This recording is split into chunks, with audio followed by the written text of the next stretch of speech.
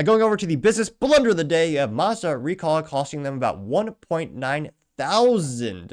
Now this comes to us thanks to Nico over at thedrive.com, in which they say, quote, Mazda settles lawsuit. Lawyers get $1.9 million while plaintiffs split $11,500 and a sandwich. I mean, that sounds bad, but I mean, you could say, well, if this was the 90s, a Subway sandwich, that'd be pretty legit. Not these days, though. Now, they say, quote, the class action lawsuit alleged that Mazda replaced faulty parts with ones that were equally defective. And there you can see the interior. I believe that's a good old Mazda Miata, one of the most fun little coupes out there. Now, they say, quote, big win for lawyers and much smaller win for Mazda owners who were involved in a class action lawsuit regarding faulty infotainment systems. According to car complaints, it was a rather small case with just 4 plaintiffs whose infotainment systems would lag, reboot, and completely shut down while driving. Now Mazda has settled the case. Those 4 plaintiffs have received a combined $11,500, while the lawyers representing them got a whopping $1.9 million. Apparently, I picked the wrong side of work, unquote. Which, I mean, come on, if you just have a faulty screen in your car and you're just complaining about it and you just call up a lawyer and they're doing all the legwork, I mean, $11,000, I mean, I'm not saying lawyers should get paid that much. I don't know how many hours they put in this case, but I mean, getting $11,500 for a crappy infotainment screen, that sounds pretty legit to me. Also, I mean, no one needs an infotainment screen. It's just another unreliable piece of junk that inevitably makes the car more unreliable. Now, they say, quote, the issues customers were facing came from the Mazda's Connect infotainment system, which began with the Mazda 3 in 2014, spanning all of its models and continued until 2023 in the MX-5 Miata. According to the plaintiffs, the system would entirely fail while driving, leaving them with, oh no navigation. Dear God, what would they do? Oh yes, use your cell phone that's like right next to you, or no like local geographical signs and how to drive to places. Now, they also might not have phone connectivity or backup camera. Allegedly, the issues were caused by the SD card navigation system forcing the software into an endless reboot cycle, rendering it useless.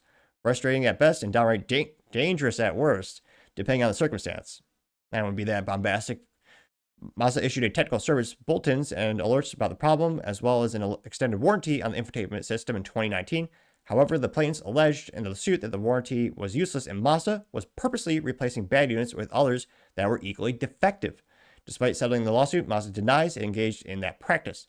The main plaintiff, Catherine Duffy, bought a 2018 Mazda 3 in October 2018 and started experiencing issues in just a few months. By 2020, the infotainment system didn't work at all. When she took the car to the dealer in 2020, she was told that she had to shell out $50 for the replacement and her car was out of warranty. That unit was broken too.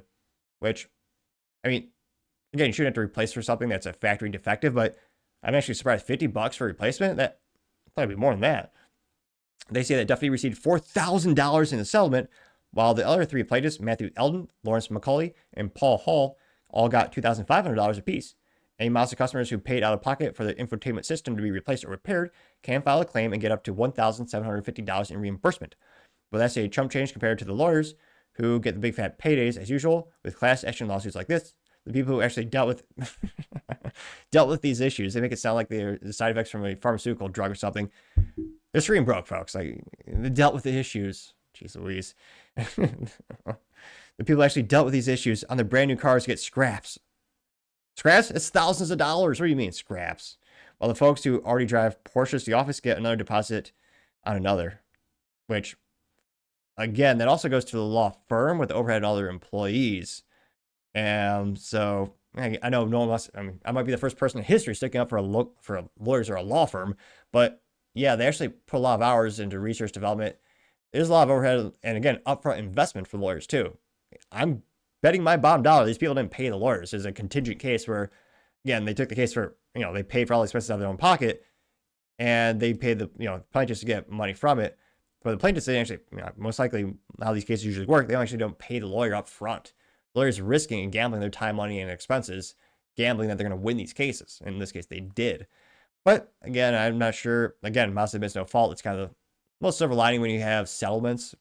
99, again, not a statistician, but I would guess 90+% of the time, the benefit is, you admit no fault. Basically, less PR, get this out of the way, we're done with this.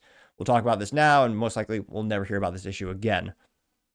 But again, it's interesting to see, again, this kind of money just to make people go away. But again, you still have an issue with your infotainment system. And these people are so pissed, and the dealers didn't support them, I would argue, not support them properly, that they filed a lawsuit that cost Mazda a couple million. So, gotta say, Mazda, that is certainly the business blunder of the day. Thank you, everyone, for taking the time to tune in today. Again, try to get to 5,000 subscribers by the end of the month, so if you can click that button, I greatly appreciate it. Also, give me a thumbs up, thumbs down, or comment. It's a great way to give me some additional feedback, letting me know how I can make the show better and better. Lastly, don't forget to take time to tell your family, tell your friends, tell your coworkers, heck, tell your enemies, tell anyone and everyone. Just stay safe, fight the good fight.